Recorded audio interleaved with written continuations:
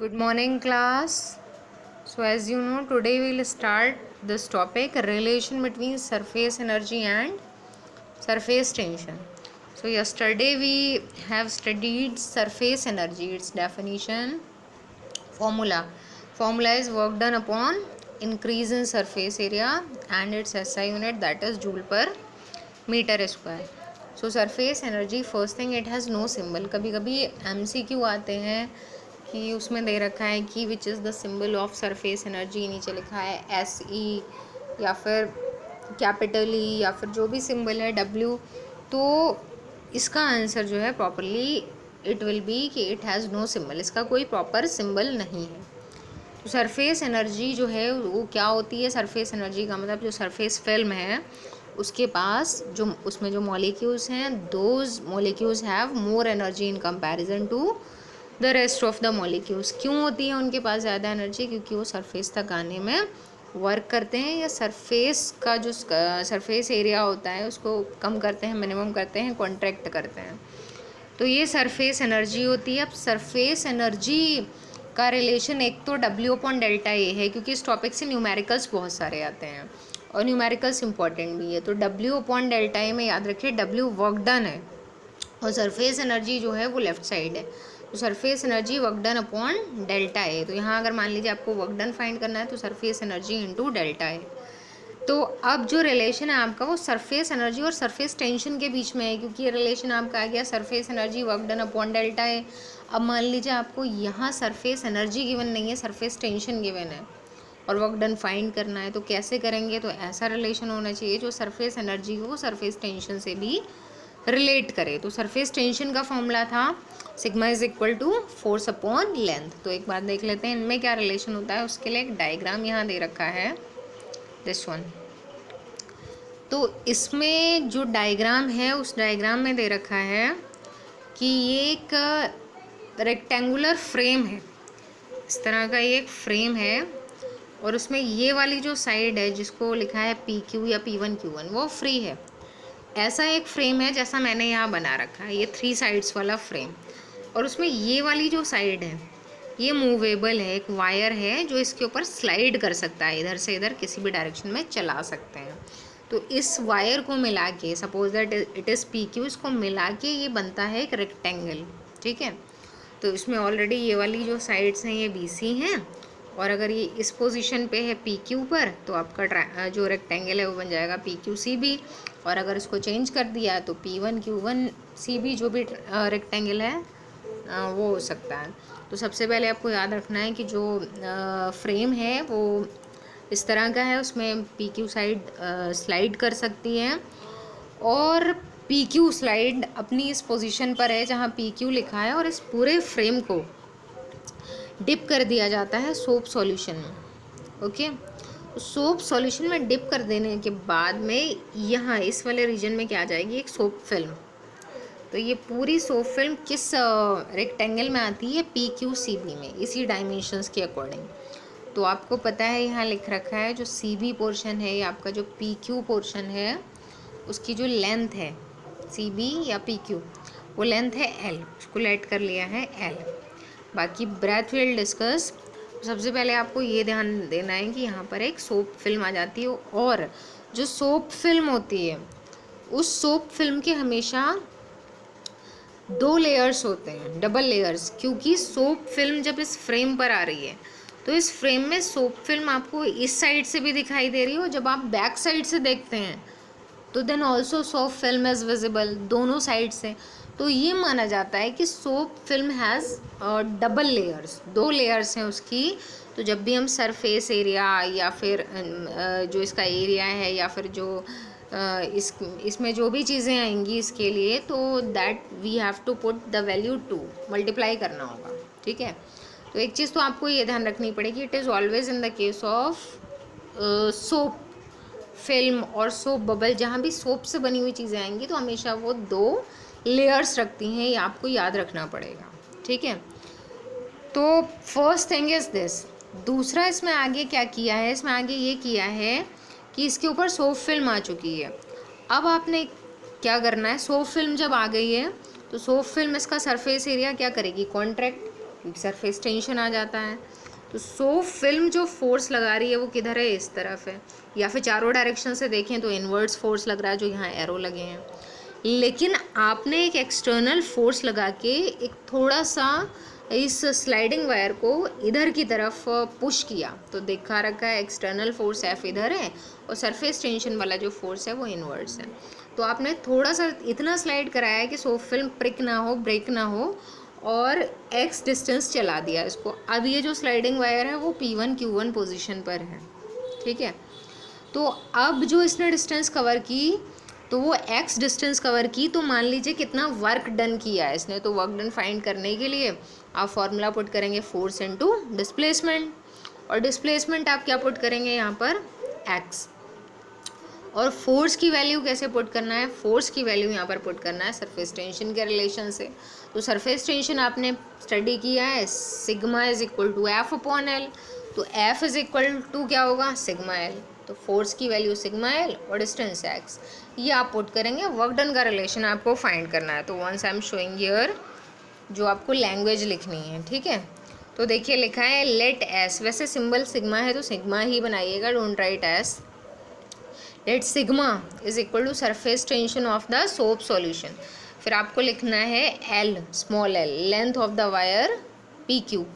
Since there are two free surfaces of the film, it is clear already, and surface tension acts on both of them, तो back side और front दोनों पे surface tension काम कर रहा है। तो hence total inward force on the wire P Q, तो ये आपको याद रखना पड़ेगा कि टोटल फोर्स कितना लग रहा है। तो आपके पास फॉर्मूला होता है F is equal to sigma into L होता है, लेकिन यहाँ पर आपने क्या करा है, यहाँ सिग्मा इंटू 2L मत लिखिएगा, आप कंफ्यूज होंगे डबल लेंथ कैसे आ गई। आप इस तरह से लिखिएगा कि सरफेस टेंशन था F is equal to sigma L, लेकिन क्योंकि दो लेयर्स हैं, दो फ्री सरफेसेस हैं, तो आप लिख दीजिएगा सिंपली 2 से मल्टीप्लाई कर दीजिए 2 सिग्मा एल। दोनों पे कितना फोर्स लग रहा है, 2 सिग्मा एल, ठीक है। तो ये रिलेशन हो गया आपका फोर्स का। अब जो मैंने आपको बताया था कि इसको स्लाइड करा के P1 Q1 तक ले गए हैं, फिर then write again the language. To increase the area of the soap film, we have to pull the sliding wire PQ outwards with a force F. Let the film be stretched by displacing wire PQ through a small distance X. ठीक है, और कहाँ तक ले गए हैं, to the position P1 Q1. The increase in area of the film, अब increase होकर जो बन चुका है area, that will be increase in area. जो ये आपका ये वाला रेक्टेंगल है, यही तो इंक्रीज इन एरिया है, इतना एरिया इंक्रीज हुआ, तो कितना हुआ, PQ Q1 P1, इसका नाम लिखा है, ये देखिए सिंबल्स यहाँ PQ Q1 P1, ठीक है। तो इंक्रीज इन एरिया जो है उसको हमने लेट कर लिया है स्मॉल ए। तो इंक्रीज इन एरिया कैसे फाइंड करेंगे, तो इंक्रीज, अब क्योंकि एरिया इंक्रीज हो रहा है वो भी डबल इंक्रीज हो रहा है। वैसे तो एरिया का फॉर्मूला यहाँ पर लेंथ इनटू ब्रेथ होगा, लेंथ कितनी है L और ब्रेथ कितनी है X, लेकिन आगे और पीछे दोनों साइड इंक्रीज हो रहा है, तो क्या किया, फिर से आपने 2 से मल्टीप्लाई किया, 2L इंटू X। अब ये तो एरिया फाइंड किया है आपने, इंक्रीज इन एरिया। अब आपको वर्क डन का फॉर्मूला लगाना है, तो work done W is equal to, ये सिंबल जो है वर्क डन का ही है, डोंट गेट कन्फ्यूज्ड यार, ये E क्या है, आप W लिखिएगा simply. W is equal to force into distance. Force अभी आपने जो सरफेस टेंशन वाला फाइंड किया था वो था 2 सिग्मा एल, डिस्टेंस कितनी आई X, तो आपने यहाँ पुट किया, तो सिग्मा इंटू 2LX हो गया, या फिर सिग्मा इंटू ये जो आपका 2LX था वो क्या था, एरिया, तो सिग्मा इंटू एरिया, ये आ रहा आपका वर्क डन। तो यहाँ पर वियर 2LX लिखा है, एरिया वही वैल्यू ऊपर वाली पुट कर दी है, increase in area of the film in both sides, और L into X increase in area of the film on both side. So यहाँ तक फाइंड करने के बाद ये रिलेशन आपका किसका है, वर्क डन का, W का। यहाँ तक फाइंड करने के बाद अब आपको पुट करना है, जो यहाँ शो नहीं कर रखा है, ये स्टेप आप थोड़ा सा इंक्रीज कर लीजिएगा। अब आपको पुट करना है सरफेस एनर्जी का फॉर्मूला। सरफेस एनर्जी क्या होती है, work done upon increase in surface area, यानी कि डेल्टा ए। तो वर्क डन आपका कहाँ से आया, यहाँ से। वर्क डन कितना है, सिग्मा इंटू सिंबल का ध्यान रखिएगा, सिंबल ऐसा करिएगा, स्मॉल ए जो है ये इंक्रीज इन सरफेस एरिया ही है, तो उसको डेल्टा ए लिखिएगा, स्मॉल ए मत लिखिएगा। तो वर्क डन का फॉर्मूला आपका जो आ रहा है वो आ रहा है सिग्मा इंटू डेल्टा ए, और अपॉन क्या पुट करना है आपको, ऑलरेडी डेल्टा ए, तो डेल्टा ए आपका कैंसिल हो गया। सरफेस एनर्जी किसके इक्वल आ रही है, सिग्मा के। तो सरफेस एनर्जी यानी कि सरफेस एनर्जी की वैल्यू वही होती है जो सरफेस टेंशन की है। ये स्टेप्स आपको आगे बढ़ाने पड़ेंगे। इसके बाद जो रिलेशन आपने लिखा है उस रिलेशन के बाद आप क्या करेंगे, यहाँ से सरफेस एनर्जी और फाइंड करेंगे, ठीक है।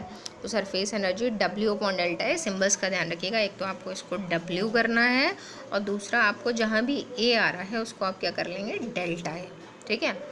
तो इतना ध्यान रखिएगा। तो ये रिलेशन होता है सरफेस टेंशन और सरफेस एनर्जी में कि surface energy is equal to surface tension. जो सरफेस एनर्जी है वही सरफेस टेंशन है। तो सपोज दैट आपको जो है ये वाला जो फॉर्मूला था जो मैंने अभी बोला था कि surface energy is equal to W upon delta A, तो न्यूमेरिकल में जो है आपको वर्क डन फाइंड करना है, लेकिन सरफेस एनर्जी गिवन नहीं है, सरफेस टेंशन गिवन है, तो simply W is equal to sigma into delta A. तो एक रिलेशन आपका वर्क डन का ये भी आएगा, और इसी रिलेशन पर बेस्ड जो है वो मोस्टली न्यूमेरिकल्स हैं। तो न्यूमेरिकल ही मैं यहाँ पे डिस्कस कर रही हूँ। पहला न्यूमेरिकल ये दे रखा है, this is important and it is from book also. इसमें देखिए लिखा है a mercury drop of radius 1 centimeter is sprayed into 10 to the power 6 droplets of equal size. Calculate the energy expended. Surface tension of mercury is given here. तो सबसे पहले तो question इसी तरह के आएंगे कि एक सिंगल ड्रॉप है, उसको बहुत सारी ड्रॉप्स में स्प्रे कर लिया है, और बहुत सारे ड्रॉप्स में स्प्रे करने के बाद आपको फाइंड करनी है कैलकुलेट द एनर्जी एक्सपेंडेड। तो यहाँ एनर्जी एक्सपेंडेड का मतलब सरफेस एनर्जी नहीं है, एनर्जी कितनी लगी एक्सपेंड करने में, तो दैट इज़ वर्क डन। आपको W फाइंड करना है और सिग्मा गिवन है। तो फॉर्मूला कौन सा लगेगा, सिग्मा गिवन है, W फाइंड करना है, और क्या चाहिए आपको, डेल्टा ए, और डेल्टा ए के लिए क्या दे रखा है, रेडियस। तो फॉर्मूला आपका वही वाला है जो मैंने अभी आपको बताया था, W is equal to sigma into delta A. तो आपको बस डेल्टा ए चाहिए, सिग्मा डायरेक्ट गिवन है। तो डेल्टा ए का मतलब आप क्या करेंगे, डेल्टा ए का मतलब आपको फाइंड करना है increase in surface area, means final surface area minus initial surface area. तो पहले फाइनल और इनिशियल अलग अलग फाइंड कर लेते हैं, उसके बाद माइनस कर लेंगे। तो सरफेस एरिया फाइंड करने के लिए आपको रेडियस चाहिए होगी। कौन कौन सी रेडियस, थोड़ा सा आपको मेंसुरेशन वाला केस याद होगा कि मेंसुरेशन में एक बड़े से ऑब्जेक्ट्स को डिवाइड करके छोटे छोटे ऑब्जेक्ट्स में कन्वर्ट किया जाता है। तो दोनों सिचुएशन में वॉल्यूम बराबर रहता है। जो आपने मैथ्स में मेंसुरेशन के क्वेश्चन सॉल्व किए हैं तो उसमें वॉल्यूम का कॉन्सेप्ट लिया जाता है कि वॉल्यूम तो इक्वल ही रहेगा। तो वैसे यहाँ पर है, मरकरी ड्रॉप जो बिगर थी उसकी रेडियस 1 सेंटीमीटर थी, और उससे 10 की पावर 6 ड्रॉप्स बनाई गई, लेकिन दोनों का वॉल्यूम इक्वल रहेगा। तो आपने ये रिलेशन लिखा, volume of 10 to the power 6 droplets is equal to volume of larger drop. यहाँ से स्टार्ट करना है, क्योंकि ड्रॉप्स हैं तो वॉल्यूम का फॉर्मूला क्या होगा, स्फीयर। वॉल्यूम ऑफ स्फीयर क्या होता है, 4/3 पाई आर क्यूब। तो बिगर वाले में कैपिटल आर लिखिएगा, स्मॉलर वाले में स्मॉल आर। तो क्योंकि इस साइड में 10 की पावर 6 ड्रॉपलेट्स हैं, 10 की पावर 6 से मल्टीप्लाई करके लिखना है 4/3 पाई स्मॉल आर क्यूब, और इस साइड में बिगर है वो सिंगल है तो 4/3 पाई आर क्यूब।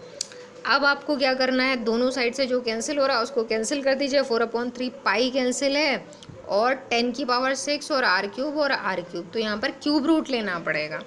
तो जब आप क्यूब रूट लेंगे तो आर क्यूब और आर क्यूब, क्यूब इन दोनों का हटा दिया, तो 10 की पावर 6 का जब क्यूब हटाएंगे तो वो 10 की पावर 2 में कन्वर्ट हो जाएगी, ठीक है। तो यहाँ डायरेक्ट ये वाला स्टेप कर लिया है, ये हो जाएगा 10 की power 2 into small R is equal to capital R. तो जब आप स्मॉल आर फाइंड करेंगे 10 की पावर 2 इस साइड आएगी तो माइनस में हो जाएगी, small R is equal to 10 to the power -2 capital R. Capital R already given है तो 10 to the power -2, capital R की वैल्यू 1 सेंटीमीटर है तो उसको अभी सेंटीमीटर में ही छोड़ दिया है, बाद में कन्वर्ट कर लेंगे। तो ये 1 डायरेक्ट लिख दिया है। यहाँ पे 10 टू दी पावर -2 सेंटीमीटर अब कन्वर्ट कर लिया 10 टू दी पावर -4 मीटर, ठीक है। अब जो है क्या फाइंड किया है, क्योंकि हमारे पास रेडियस आ चुकी है दोनों की, तो हम दोनों के सरफेस एरिया फाइंड कर लेंगे। तो ये लार्जर का सरफेस एरिया फाइंड किया है। सरफेस एरिया का फॉर्मूला क्या होगा, 4 पाई आर स्क्वायर, तो ये लिखा 4 पाई आर स्क्वायर, 4 पाई और कैपिटल आर की वैल्यू आपने पुट की मीटर में कन्वर्ट करके, तो 10⁻² होल स्क्वायर हो जाएगा। इसी तरह से 10⁻⁻4 मीटर स्क्वायर, ये बिगर सरफेस एरिया आया। स्मॉलर वाले में आपको पता है 10⁻6 से मल्टीप्लाई करके लिखना है, तो 4 pi small R square into 10⁻6। इसको भी सॉल्व कर लिया, ये आपके पास ऑलरेडी यहाँ रखी है रेडियस की वैल्यू। सॉल्व करके आया 4 पाई इंटू 10⁻2 मीटर स्क्वायर। अब आपको क्या करना है, दोनों को minus, increase in surface area, तो increase in surface area bigger minus से स्मॉलर कर लिया। सॉल्व किया, सॉल्व करना आप पे डिपेंड करता है कैसे कॉमन लेके सॉल्व करते हैं इजी कैलकुलेशन बनाने के लिए। तो ये आया 4 पाई इंटू 99, ये सॉल्व कर लिया है, इंटू 10⁻4 मीटर स्क्वायर। पाई को ऐसे ही छोड़ दीजिएगा, that value will put in the last. अब आपने वर्क डन का जो मैंने अभी रिलेशन बताया था कि W = सिग्मा इंटू डेल्टा है, तो सिग्मा की वैल्यू ये पुट की है, डेल्टा ये पुट की है, लास्ट में आप पाई की वैल्यू लगा देंगे, तो answer is 3.98 into 10⁻2 joule. Okay, तो ये क्वेश्चन आपको ऐसे सॉल्व करना है, और ये सॉल्व करने के बाद आपको क्या करना है, एक और क्वेश्चन मैंने यहाँ दिया है, तो I will discuss it this question next time. इसके जैसा जो क्वेश्चन है वो मैं आपको और दे दूँगी, अगर आपको समझ आता है तो you can do it yourself. These are important numericals. Okay, so it's enough for today, thank you.